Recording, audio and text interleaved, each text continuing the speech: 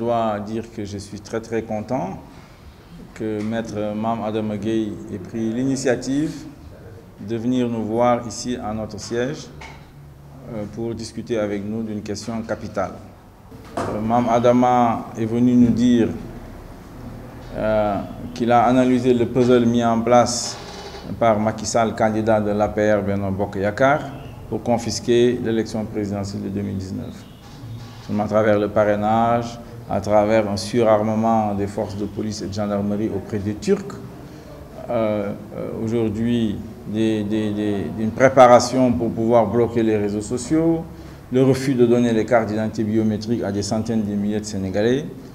Tout cela participe d'un projet de coup d'État électoral que Macky Sall voudrait faire ici au mois de février prochain et confisquer notre liberté, notre démocratie. Et pour lui, il est important que l'ensemble de ceux qui sont épris de paix et de liberté, ceux qui veulent lutter pour la démocratie de ce pays-là, puissent se regrouper, puissent être ensemble pour pouvoir empêcher cela.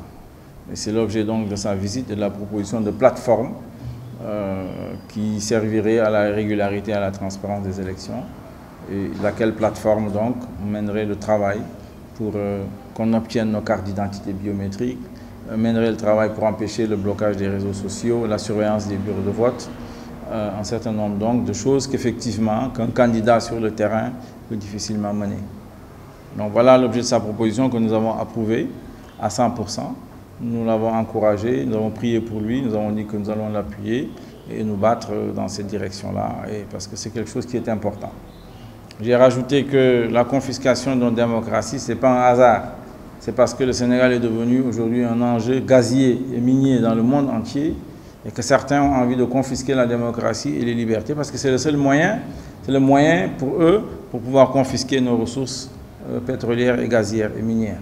Comme on l'a fait ailleurs, souvent je le dis, au Congo, à l'époque c'était le Zaïre, voilà, qui est un scandale géologique, tout le monde le sait, et voilà un pays qui est le ventre mou de l'Afrique à cause d'une mauvaise gouvernance, à cause de la confiscation de la liberté et également de la démocratie.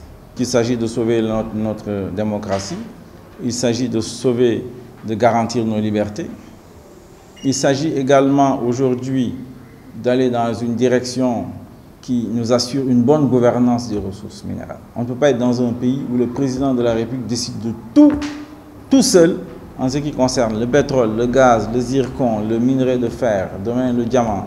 Non, il nous faut aujourd'hui une gouvernance démocratique des ressources minérales. C'est très important pour nous. Il faut que l'Assemblée nationale puisse jouer son rôle. Le président est trop fort dans notre système.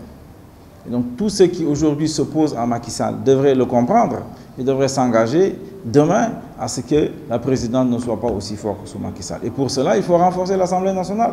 D'abord, il faut assurer une indépendance de la justice et une responsabilisation de la justice. Voilà, et qui nous paraissent des éléments importants pour pouvoir, comme vous le dites, arriver à des coalitions politiques fortes et défaire Macky Sall, parce que ça c'est un enjeu. Il faut empêcher que Macky Sall nous amène tout droit dans une dictature familiale et avec ses parrains européens.